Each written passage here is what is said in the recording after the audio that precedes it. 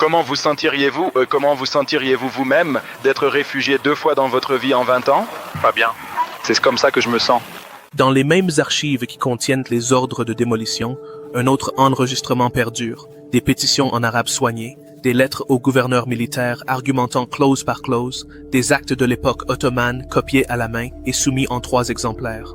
Les familles qui ne pouvaient pas se permettre des avocats sont devenues leurs propres chercheurs, citant les règlements de l'occupant contre lui.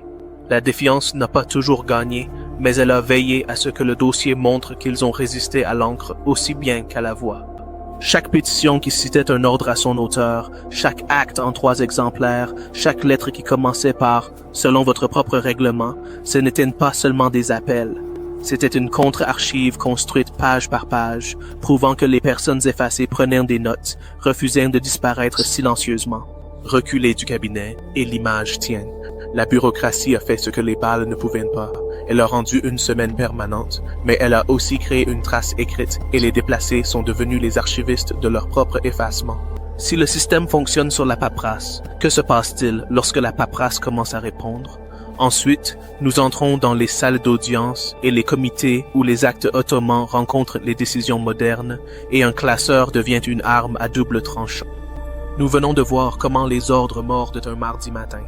Maintenant, dézoomer.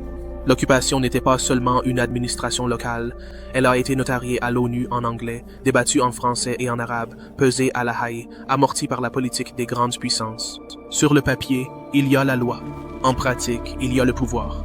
Commencez par la ligne que tout le monde cite, la résolution 242 du Conseil de sécurité de l'ONU. Elle fait 2 choses. Premièrement, elle affirme une règle fondamentale, pas d'acquisition de territoire par la guerre. Ensuite, elle appelle au retrait des forces armées israéliennes des territoires occupés lors du récent conflit.